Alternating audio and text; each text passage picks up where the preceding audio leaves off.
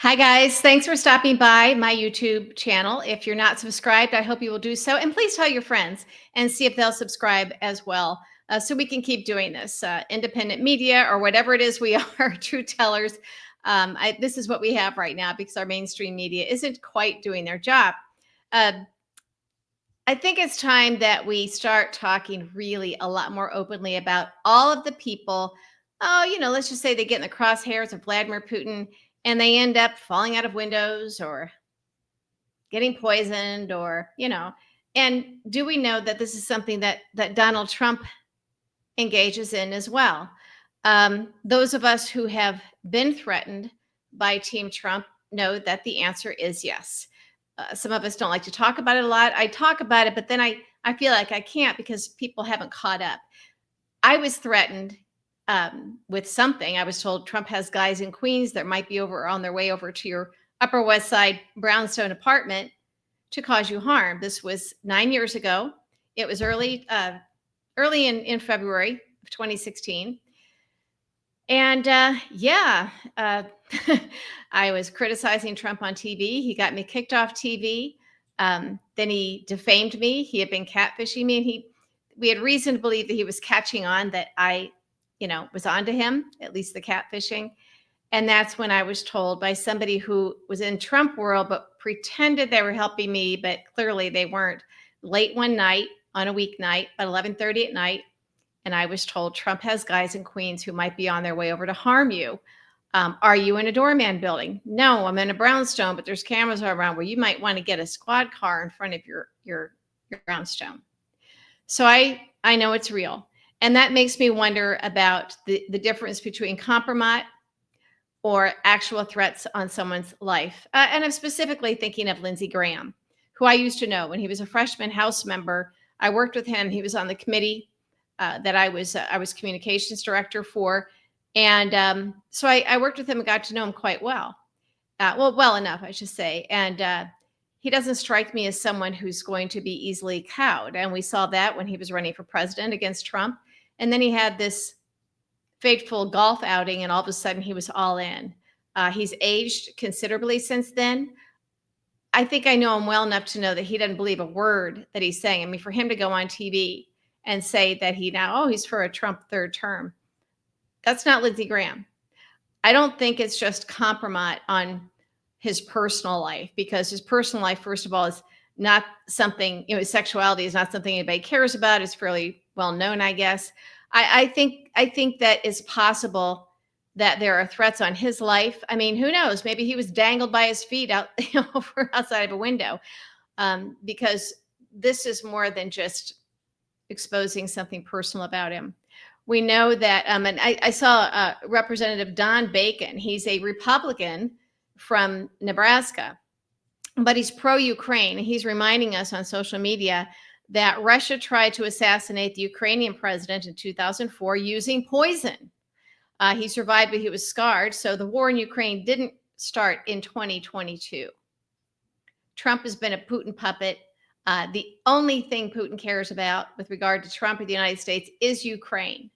And my personal experience with Trump that I've talked about before on this channel and other places pretty much backs that up. When I was writing about Ukraine for USA Today, that was the first time that his goons came after me and tried to get me fired. And that was also a data point showing the FBI, who was investigating hacking of my email. We knew it was Team Trump, but this was a way to prove it.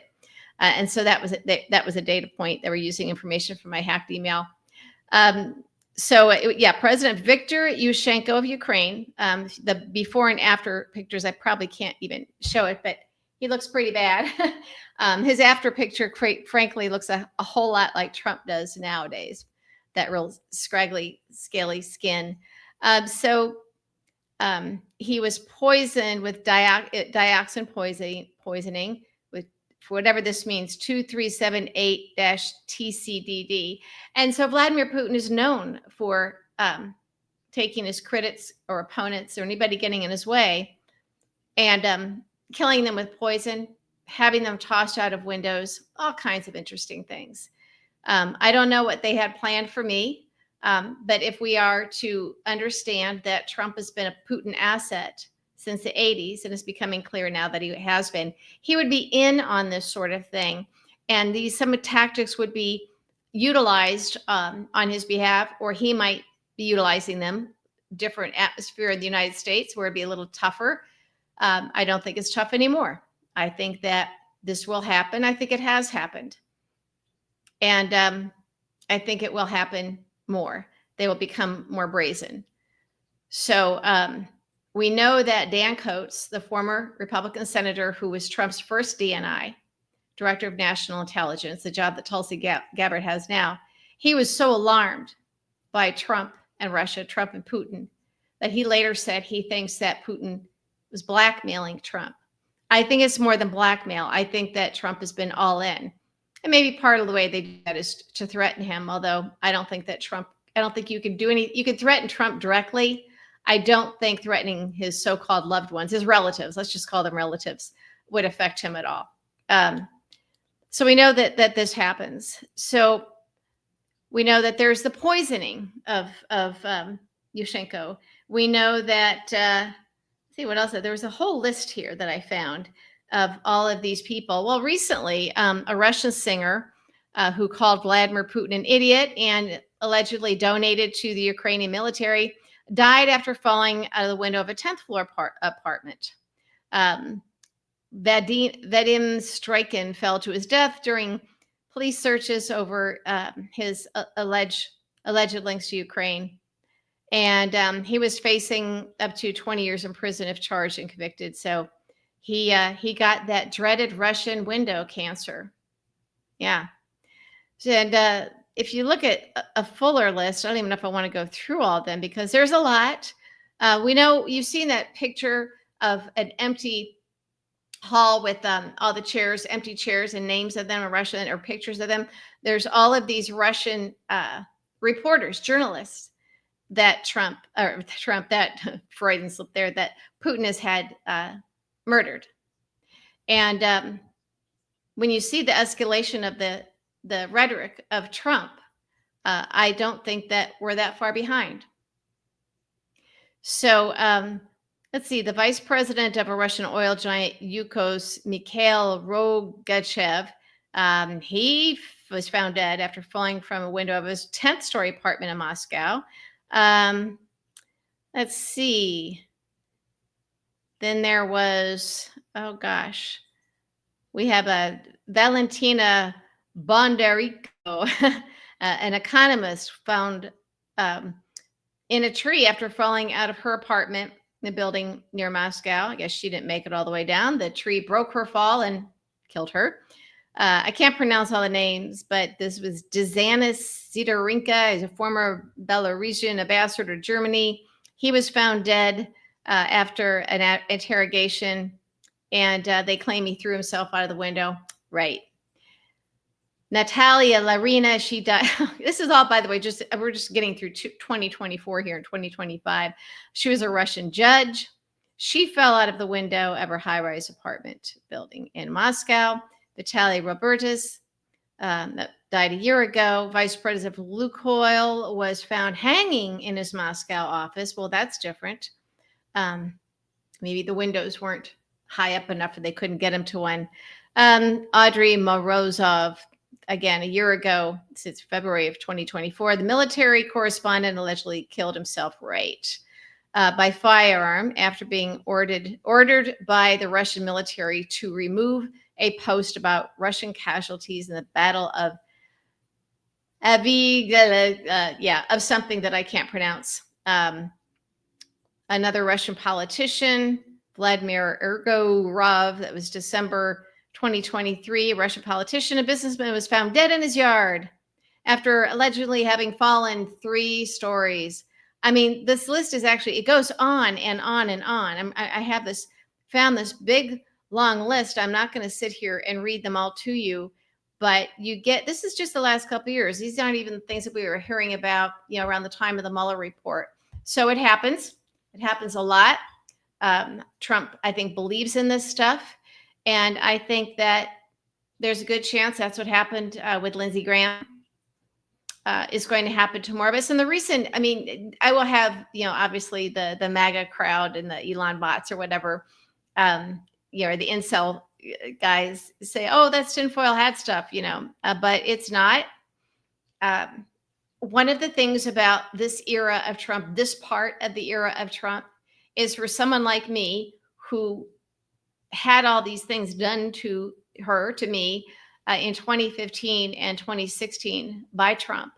It sounded so bizarre at the time.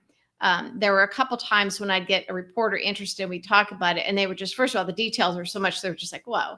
And some of it just sounded at that time a little crazy. And so I had to kind of keep it in. I put it in writing.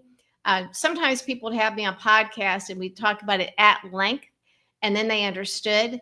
The FBI certainly understood in terms of what was being done to me here, because there was an FBI investigation. You don't just, by the way, pick up the phone and get an FBI investigation. So as you can imagine, there was a lot more to this, to the process. My point being that I have always understood what Trump is capable of in terms of this type of activity, the Putin activity. We know, I mean, Trump is a guy that steals from, children's charity. He purposely bankrupts a casino because it's a money laundering operation in Atlantic City.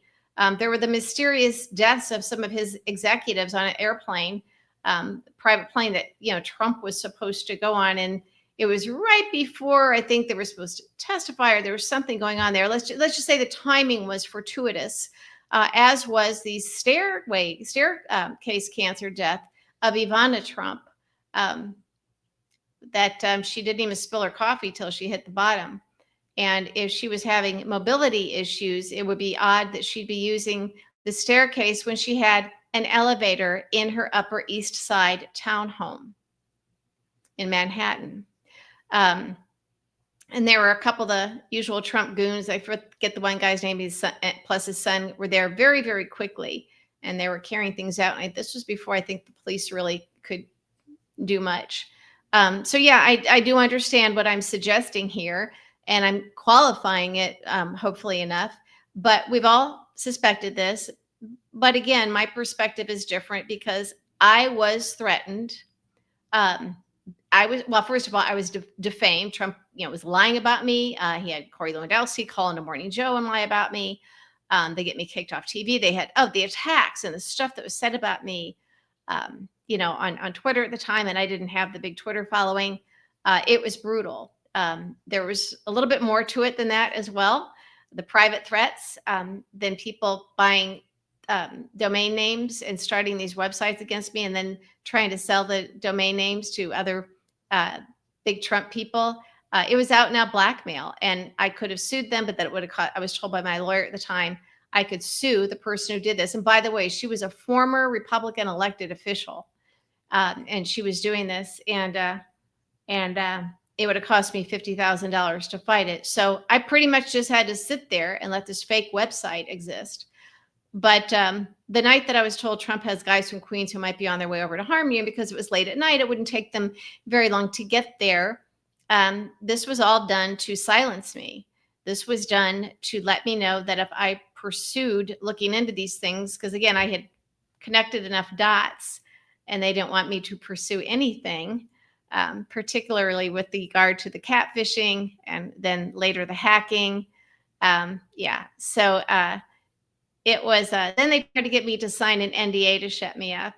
No money involved, just Trump would delete his defamatory tweets about me in exchange for me never, ever, revealing anything that I'd ever learned from Corey Lewandowski. When, remember, they came to me and wanted me to come work for them, and I didn't agree to a meeting with Corey Lewandowski. He merely was brought along to a lunch that I was having with a friend. They admitted they had to ambush people to get them to, quote, interview, because good people wouldn't meet with them.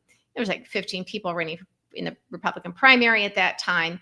And there's not a lot of good staff to go around. And I had merely agreed to have lunch with an old friend of 30 years who was heading over to work at the Trump super PAC that they later said never existed.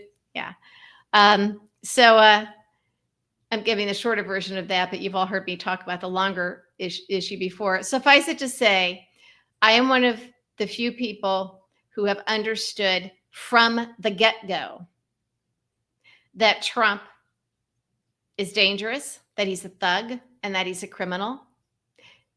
We know he's a rapist and a money launderer and a traitor. We know all of this.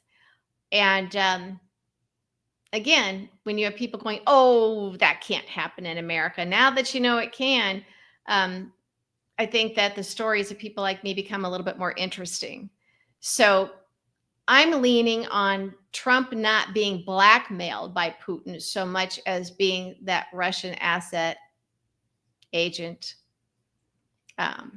since the 80s. I think that's the more likely scenario. We've talked about that a little bit on my podcast over on Patreon when I have guests on who are experts at this, such as Craig Unger and other people. Sarah Kendzior knows all about this stuff. We've had her on the podcast and a number of other people who are fully well aware of what Trump is. But again, when you start talking about it publicly, we are so protected in America, and our media protects us as well, that it's one of those things that's too hard for Americans to get their head around. We don't want to accept the fact that we have somebody that's risen this high who is a traitor. And if we had gotten with the program a number of years ago, we could have avoided the mess that we're in now. And I've said this before, Nancy Pelosi should not have waved off impeaching Trump. She decided not to impeach him over obstruction of justice in the Mueller report. And she said, "We'll just let voters take care of it." Or, "Oh, he's not worth it." Well, yeah, he's worth it. He was he was president. He was a traitor, and she blinked, and he knew it, and he knew then he could go as far as he wanted, and he did. So, yeah, we're all paying the price for that.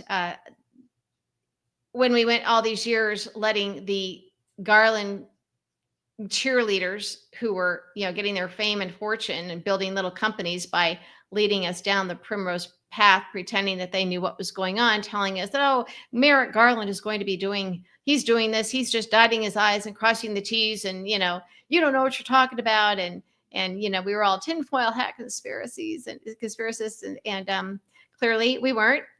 So again, I think that was a case where despite all the evidence and credible people who knew what they were talking about, such as we had the January 6th committee. Well, they came like a year late, but we knew they were still pretty careful about what they were uncovering. But Adam Schiff, who worked at DOJ before entering Congress, he went on TV and said, "There's nothing going on. Merrick Garland is not doing this. I'm talking to my friends, I still have contacts at DOJ, and they're saying nothing is going on." And then we find out that Merrick Garland hadn't really done anything. He was trying to get information from the January 6th committee because he hadn't gotten any on his own. But we still had people telling us that all is well, all is well. This is happening. And I think that we were too eager, you all were too, I wasn't eager to believe them. Because again, we know this stuff happens in other countries. And we know about Putin, but we could not get our heads around the notion that any American, but an American president or someone running for president would do this, would be this all in. Well, I think the way to approach this now, and having spent time with FBI, I now kind of know they never go, "Oh, that's silly, that can't happen," or "That's conspiracy theory." They follow the evidence, they connect the dots. And since they do know bad guys exist and this stuff happens, they don't wave it off because it's scary. They understand it. And they were on the stuff that was happening to me like white on rice. I met with them several times at their request, a lot of phone calls.